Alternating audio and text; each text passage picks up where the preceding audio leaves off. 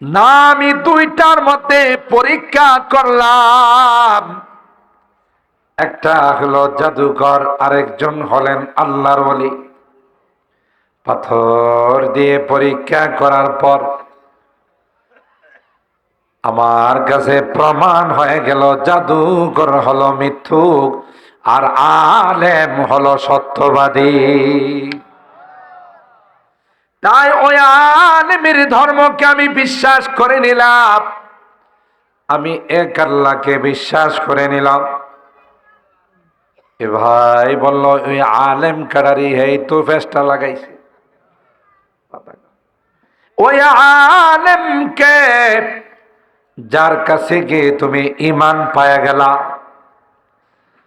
যুবক বললেন অনেক চেষ্টা করার পর যুবক বলে না, কারণ উস্তাদ তাকে বলে দিয়েছিলেন তোমার উপর অনেক নির্যাতন আসবে, তোমার উপর অনেক কষ্ট আসবে, মুসিবত আসবে, আমার কথা কিন্তু বাদশাকে বলে দিও না। না করছিল। তাই যুবক কোনোভাবে আর শিকার খাইতেছে। একটা পর্যায়ে অতিরিক্ত টর্চারিং, অতিরিক্ত যখন অত্যাচার শুরু করলো, যুবক দিয়েছে ওই যে কোরের ঘরে সনের ঘরে এক বুড়া থাকে, ইলা এলো আসল। সুবহানাল্লাহ। ওই জালেম আল্লাহর ওলিকে ডেকে, আসমানি কিতাবের আলেমকে ডেকে বলল তুমি তো সব প্যাঁচ লাগাইছো। যে যুবককে আমি পাঠাইলাম জাদু বিদ্যা শিক্ষার জন্যে, সে জাদু বিদ্যা না শিখা তোমার কাছ থেকে কি যেন শিখলো। আর এটার এত পাওয়ার, যে পাওয়ারে রাষ্ট্রের অনেকে তার উপর ঈমান এনে ফেলছে।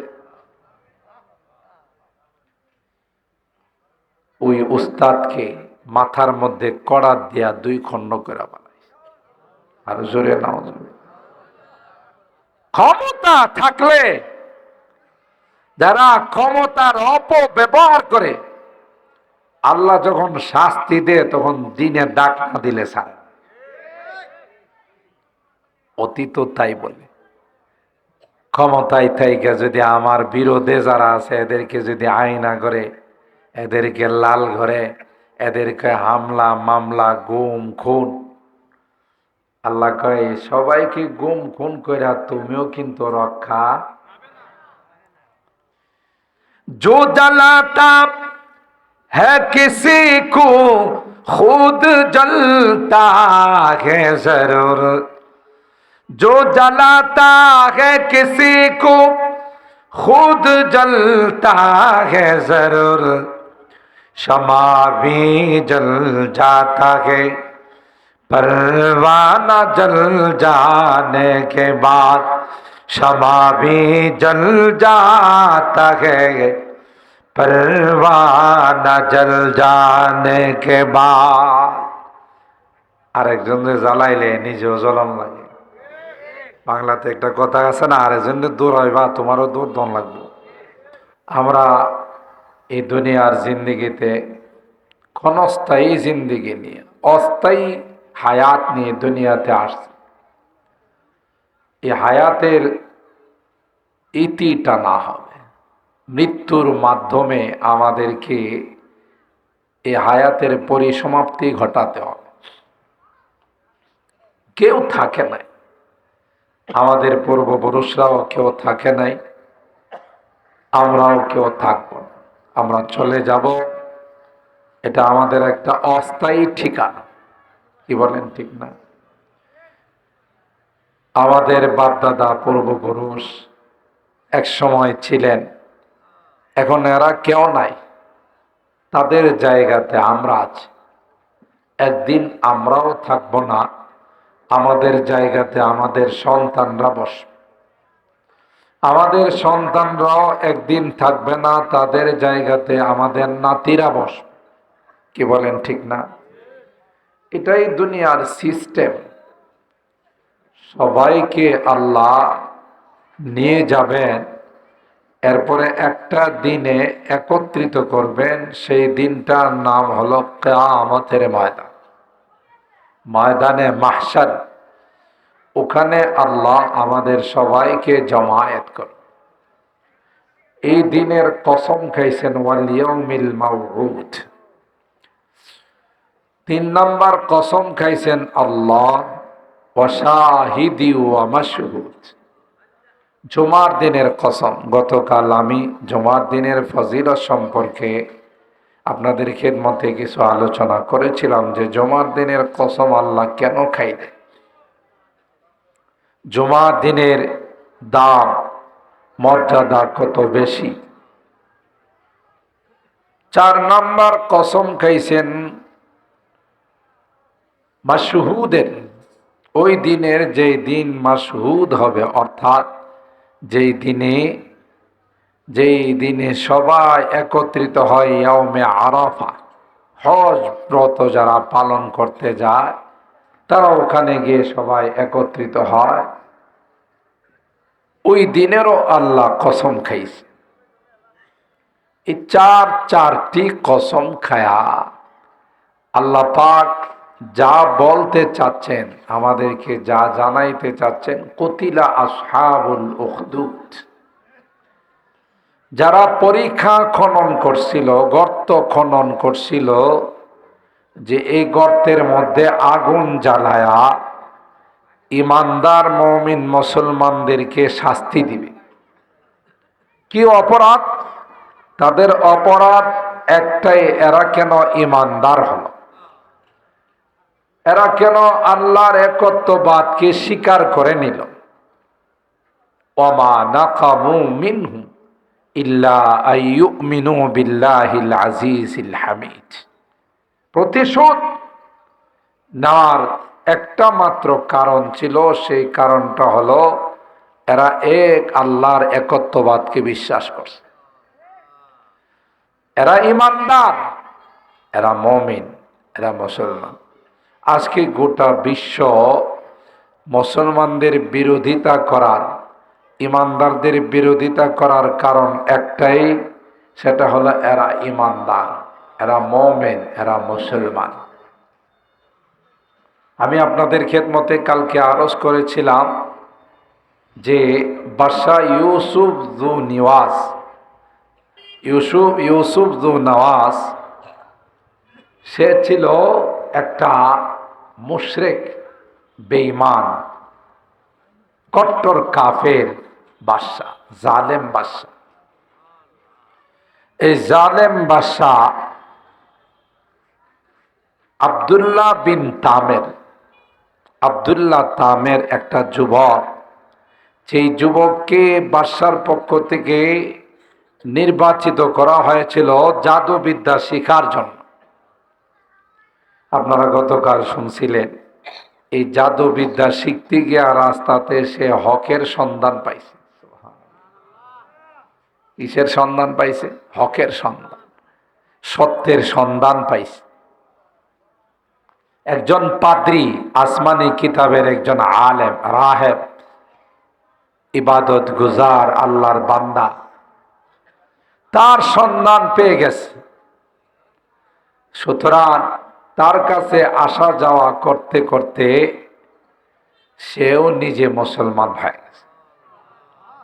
সুহবতে সালেহ তোরা, সুহবতে সালে তোরা সালে কুনাদ, সুহবতে তালে তোরা তালে কুনাদ।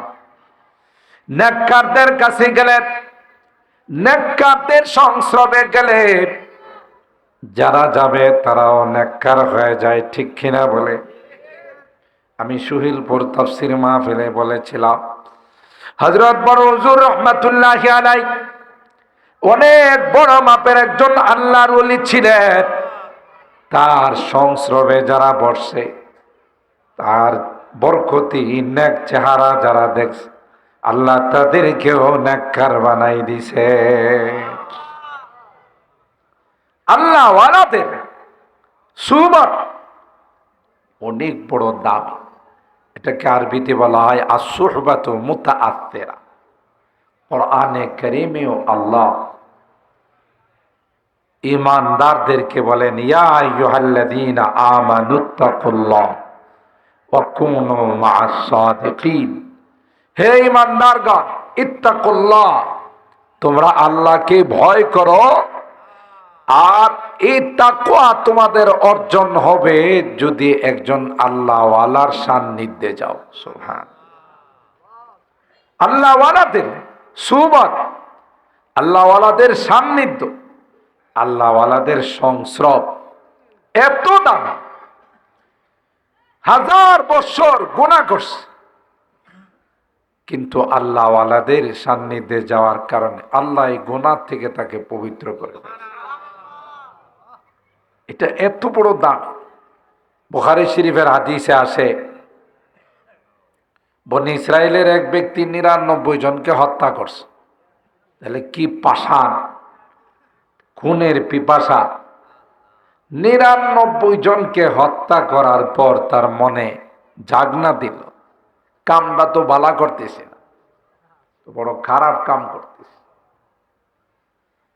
এই জন্য একজন আল্লাহওয়ালা বুজুর্গ আলেমের কাছে গিয়া জিজ্ঞাসা করলেন, আমার মতো পাপিষ্ট, আমার মতো ডাকাত, আমার মতো খুনির কি কোনো তাওবা আছে?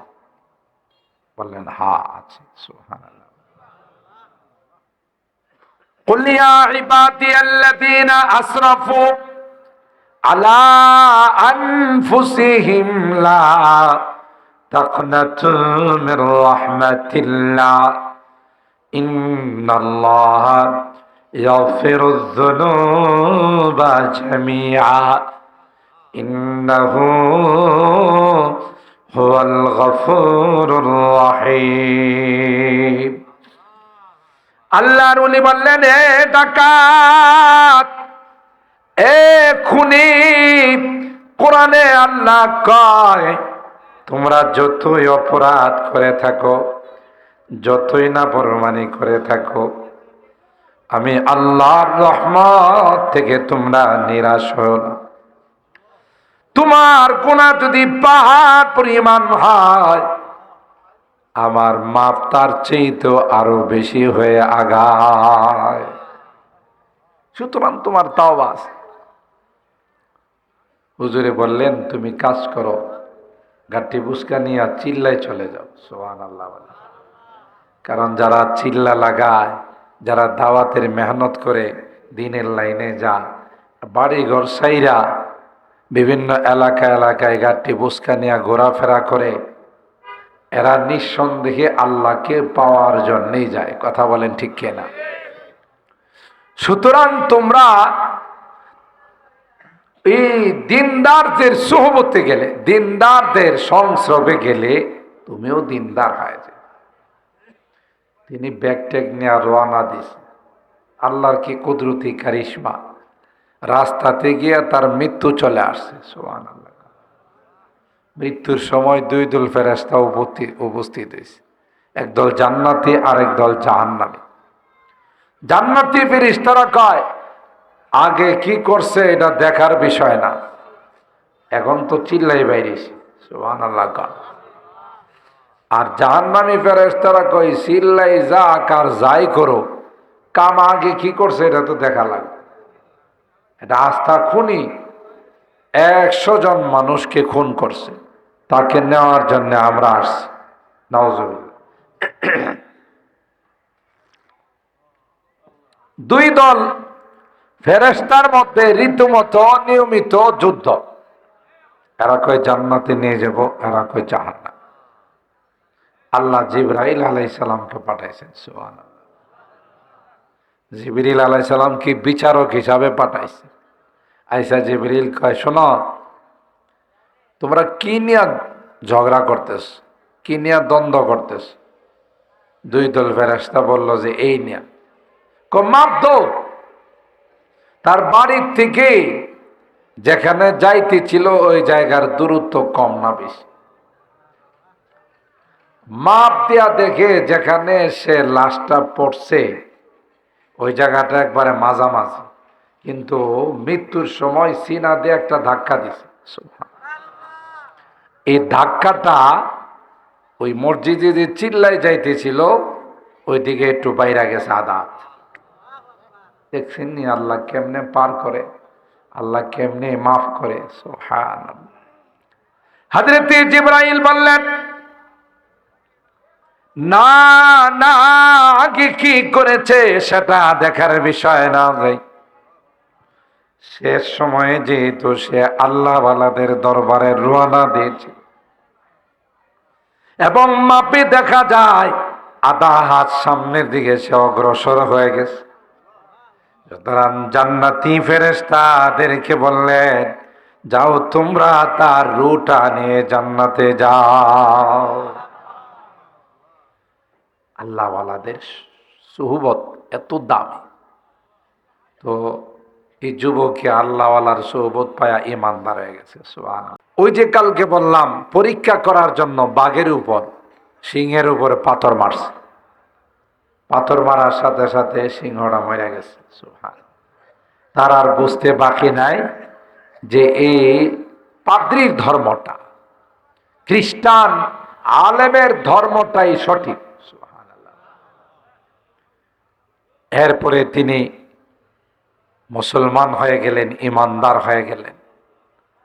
তার কাছে লোকজন আসে যত বড় রোগ নিয়ে আসো, ক্যান্সার, জন্মন্ধ, কুষ্ঠরোগ, সেবিদি বেমার, যত রোগী নিয়ে আসো, রোগীদেরকে তিনি বলেন, দেখো আমার ভালো করার কোনো ক্ষমতা নাই, তুমি যদি আমার আল্লাহরে মানো তাইলেই আমি এই আল্লাহর নামে তোমার একটা ফু দিব, তাহলে তুমি ভালো হয়ে যাবে।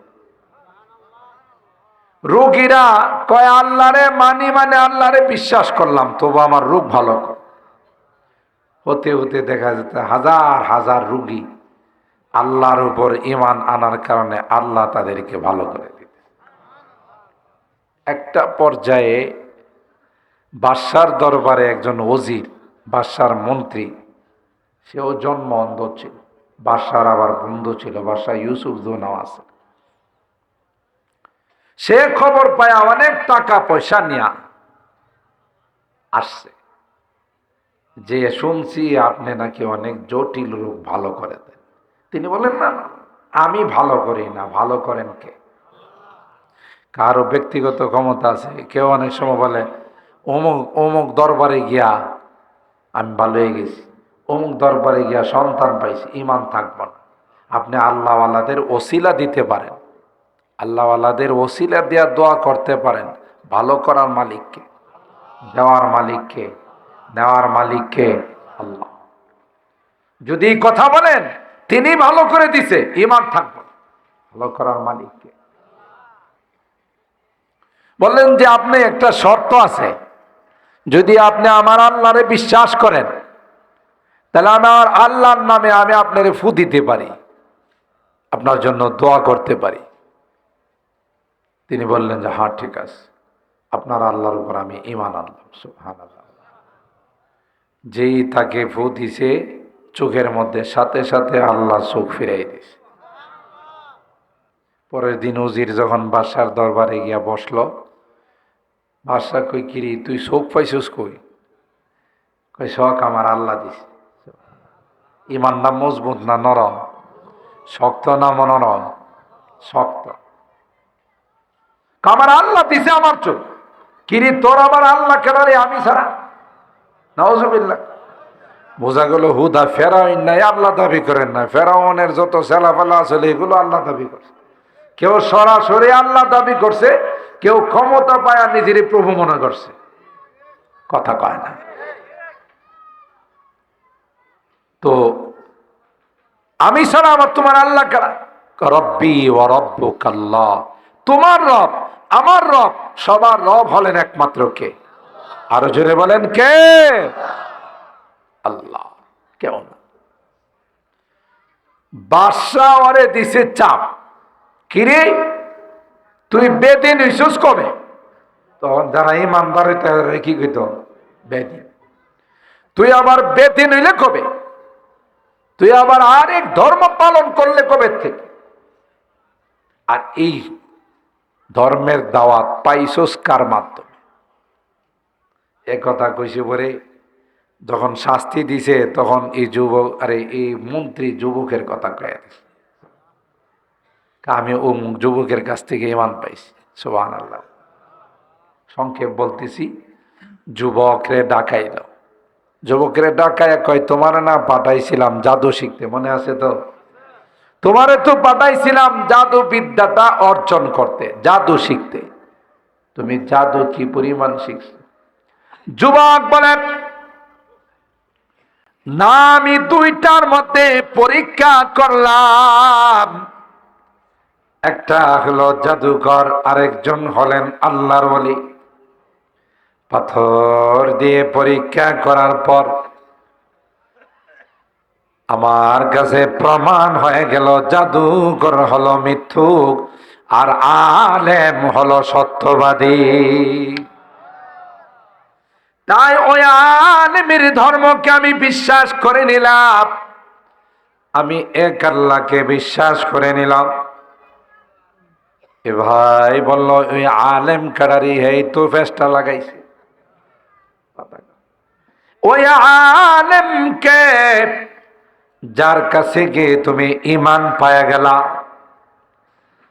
যুবক বললেন, অনেক চেষ্টা করার পর যুবক বলে না, কারণ উস্তাদ তাকে বলে দিয়েছিলেন তোমার উপর অনেক নির্যাতন আসবে, তোমার উপর অনেক কষ্ট আসবে, মুসিবত আসবে, আমার কথা কিন্তু বাদশাকে বলে দিও না। না করছিল। তাই যুবক কোনোভাবে আর শিকার খাইতেছে। একটা পর্যায়ে অতিরিক্ত টর্চারিং, অতিরিক্ত যখন অত্যাচার শুরু করলো, যুবক কয়েছে ওই যে কোরের ঘরে সনের ঘরে এক বুড়া থাকে, ইলা এলো আসল। সুবহানাল্লাহ। ওই জালেম আল্লাহর ওলিকে ডেকে, আসমানি কিতাবের আলেমকে ডেকে বলল, তুমি তো সব প্যাঁচ লাগাইছো। যে যুবককে আমি পাঠাইলাম জাদু বিদ্যা শিক্ষার জন্যে, সে জাদু বিদ্যা না শিখা তোমার কাছ থেকে কি যেন শিখলো। আর এটার এত পাওয়ার, যে পাওয়ারে রাষ্ট্রের অনেকে তার উপর ঈমান এনে ফেলছে।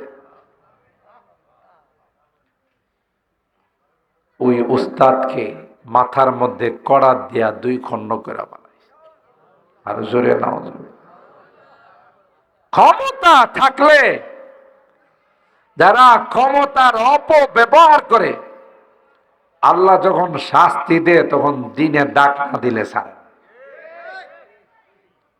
অতীত তাই বলে, ক্ষমতায় থাইকা যদি আমার বিরোধে যারা আছে এদেরকে যদি আইনা করে, এদেরকে লাল ঘরে, এদেরকে হামলা মামলা গুম খুন, আল্লাহ কয় সবাইকে গুম খুন কইরা তুমিও কিন্তু রক্ষা।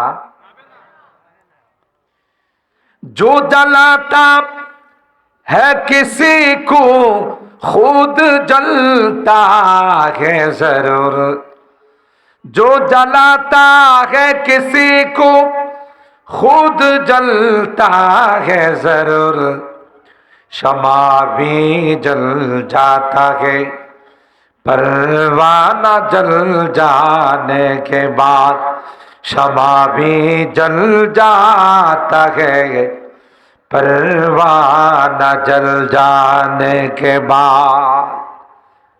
আরেকজনের জ্বালাইলে নিজেও জ্বলন লাগে। বাংলাতে একটা কথা আছে না, আরেকজনের দূর হইবা তোমারও দূর দন লাগবে।